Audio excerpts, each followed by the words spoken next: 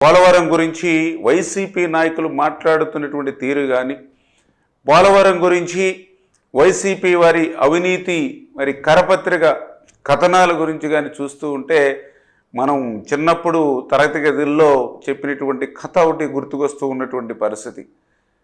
ఏదైతే ఒక పేద బ్రాహ్మణుడు మేకపిల్లని తీసుకెళ్తూ ఉంటే మరి నలుగురు 4 చోట్ల ఏంటి పంతులు గారు మీరు కుక్క పిల్లని తీసుకెళ్తూ ఉన్నారని మొదటిసారి చెప్పి, మళ్ళీ కొంత దూరం పోయిన తర్వాత రెండో వ్యక్తి చెప్పి, మళ్ళీ కొంత దూరం పోయిన తర్వాత మూడో వ్యక్తి చెప్పి, మళ్ళీ కొంత దూరం పోయిన తర్వాత 4వ వ్యక్తి చెప్పడంతో నిజంగానే కుక్క పిల్లని తీసుకెళ్తున్నానేమో అని చెప్పి పాపం ఆ యొక్క పేద బ్రాహ్మణుడు ఆ మేకపిల్లని వదిలేసినట్లుగా మరి అంటే అటువంటి అబద్ధాన్ని కూడా 100 సార్లు చెప్తే అది నిజమైపోతుంది అనేటువంటి నమ్మకం ఉన్నటువంటి వ్యక్తి జగన్మోహన్ రెడ్డి.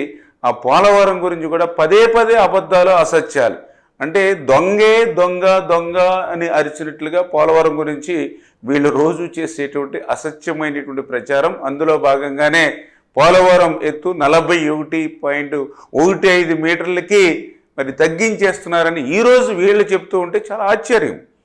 ఎందుకంటే చరిత్ర చెప్తూ ఉంది, మనకున్నటువంటి డాక్యుమెంట్స్ ఎవిడెన్స్లు చెప్తూ ఉన్నాయి. 2019కి ముందు పోలవరం చరిత్రలో 41.15 మీటర్లని కానీ 45.72 మీటర్లు కానీ ఎక్కడైనా పోలవరం చరిత్రలో 2019కి ముందు ఎక్కడైనా ఉందా? అదేవిధంగా ఫేజ్ 1 అని కానీ ఫేజ్ 2 అని కానీ పోలవరం చరిత్రలో 2019కి ముందు ఎక్కడైనా ఏ డాక్యుమెంటేషన్లైనా, ఏ లేఖలైనా, ఏ ప్రతిపాదనలైనా ఎక్కడైనా ఉందా? అంటే 2019కి ముందు ఫేజ్ 1 అని లేదు, ఫేజ్ 2 అని లేదు, 41 లేదు, 45 లేదు, ఓన్లీ పోలవరం. దాని నిమిత్తమే ఆ రోజు 2019 తెలుగుదేశం ప్రభుత్వ హయాంలో ఆ రోజు చాలా క్లియర్గా 55,000 కోట్ల రూపాయలకి ఆ రోజు మనం పోలవరం ప్రాజెక్టుకి చంద్రబాబు నాయుడు గారి సారథ్యంలో ఆ రోజు ఆమోదించుకున్నటువంటి పరిస్థితి. తర్వాత ఈ జగన్మోహన్ రెడ్డి వచ్చిన తర్వాత మరి నువ్వు ఆ ఫేజ్ 1 ఫేజ్ 2 నువ్వు పెట్టి ఆ యొక్క 41, 45 అని డిఫరెన్సెస్ మీరు తీసుకొచ్చి ఈరోజు మళ్ళీ పోలవరం గురించి మొసలి కన్నీరు కారుస్తూ ఉంటే నిజంగా ఇటువంటి వారి పట్ల ఎంత జాగ్రత్తగా ఉండాలో ఈవేళ ప్రజలందరూ కూడా అర్థం చేసుకోవాల్సినటువంటి పరిస్థితి. ఆ రోజు 6 కాలం శ్రమించి 18 నెలలు శ్రమించి ఆ రోజు డయాఫ్రమ్ వాల్ నిర్మాణం పూర్తి చేస్తే ఆ రోజు చంద్రబాబు నాయుడు గారు నువ్వు వచ్చిన తర్వాత చేసినటువంటి నిర్వాహకం ఏంటి? ఆ రోజు పూర్తి చేసిన డయాఫ్రమ్ వాల్ని నువ్వు 2020లో ధ్వంసం చేసినటువంటి చరిత్ర నీది. మళ్ళీ ఈరోజు ఆ డయాఫ్రమ్ వాల్ని మళ్ళీ ఈరోజు చంద్రబాబు నాయుడు గారు వచ్చి మళ్ళీ దాన్ని పునర్నిర్మాణం 990 కోట్ల రూపాయలతోటి మళ్ళీ కొత్తగా ఈవేళ డయాఫ్రమ్ వాల్ మళ్ళీ నిర్మాణం మరి చేస్తూ ఉన్నాం. అంటే నువ్వు విధ్వంసం చేస్తే మళ్ళీ మేము పునర్నిర్మాణం చేస్తున్నటువంటి పరిస్థితి. ఆ రోజు నువ్వు 2019లో పాదయాత్రలో ఆ పునరావాస సంబంధించినటువంటి వాళ్ళకందరికీ ఏం చెప్పావు? ఆ రోజు R&R ప్యాకేజీల గురించి మరి ఆ రోజు నువ్వు ఏవైతే పాదయాత్రలో చెప్పావో 5 సంవత్సరాల్లో అవన్నీ కూడా నీటి మూటలయ్యి 1 రూపాయిన నువ్వు పునరావాసానికి సంబంధించి విడుదల చేసావా?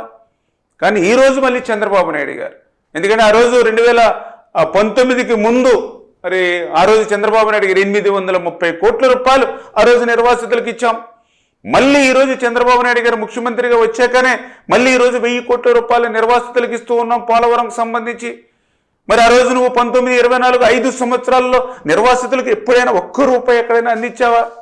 నిర్వాసితులకు సాయం అందించడం మాట నుంచి 2019కి ముందు నిర్మాణం చేసినటువంటి కాలనీలు ఏవైతే ఉన్నాయో ఆ పునరావాస కాలనీకి 1 అర్బస్తా సిమెంట్ పెట్టావా? 1 రూపాయి పెట్టావా?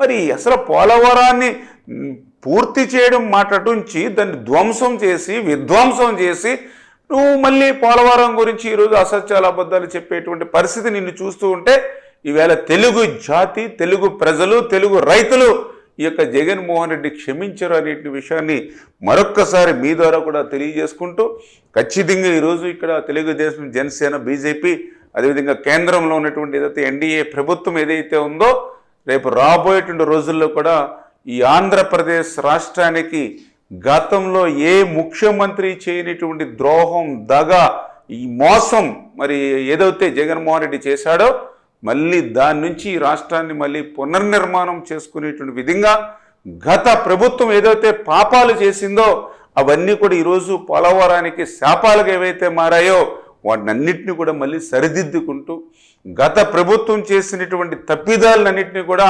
చంద్రబాబు నాయుడు గారు తన పరిపాలనా దక్షతతో మళ్ళీ సరిదిద్దుతూ మళ్ళీ